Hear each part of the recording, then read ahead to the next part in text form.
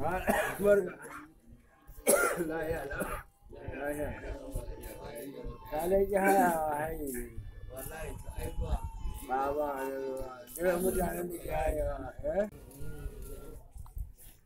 Hanyar da za ka bi ka dinga samun kuɗi ta hanyar kallon tallace-tallacen bidiyon YouTube shine wannan website ɗin da kake gani. Earn money watching new videos online. Idan ka shiga shafin kawai sai ka danna get start ɗin nan.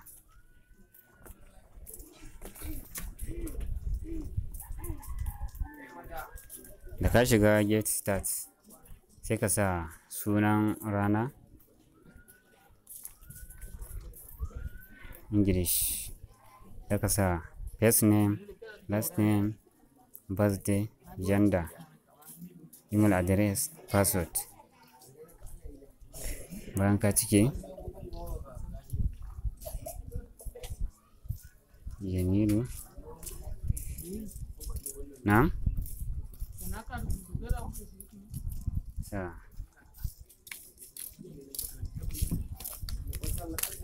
password. Na riga na yi rijista kamar haka sai ka danna sign in.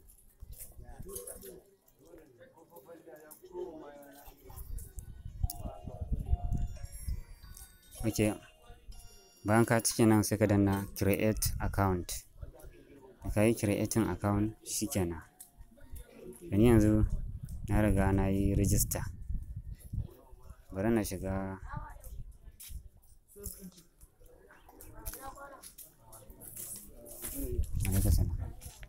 wannan shiga login, yi login da account dina. Ga password dina nan.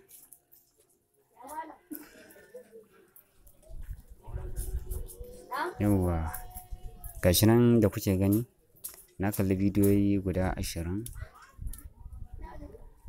Na sami $15. Gashi nan asusun balas.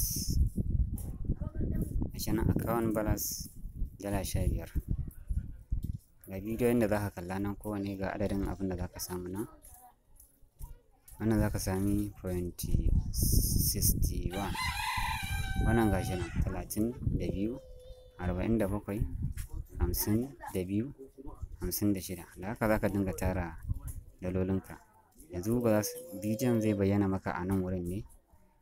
Yanzu ni na riga na kalla. Yanzu ga abin da suka ce nan, this video available after 23 hours and 31 minutes and 31 seconds.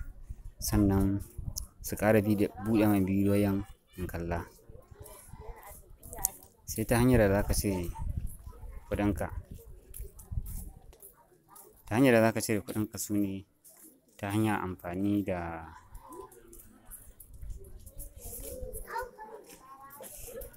bari na koma baya.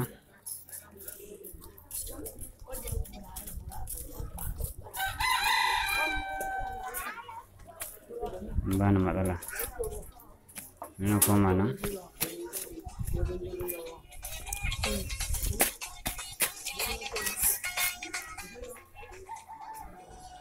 Bari su sake buɗewa mu gani.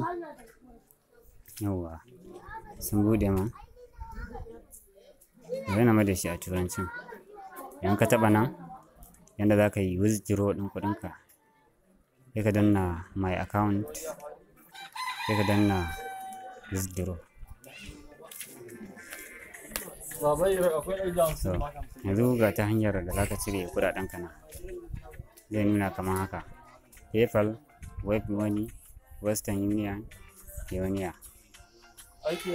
Ga sanan da ka taɓa kan withdraw ɗin nan, inda kuɗinka sun kai adadin $100, za ka cire kuɗinka ko 150 ko 200. PayPal kuma daga 80, 100, 150.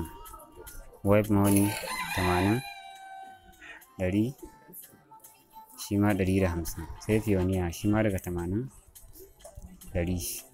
Za ka cire kuɗinka zuwa $150. Da ka tara, zaran ka tara wannan kuɗin shikenan, za ka cire kuɗinka cikin sauƙi. Na gode. Ku yi following ɗina. kenan, na gode.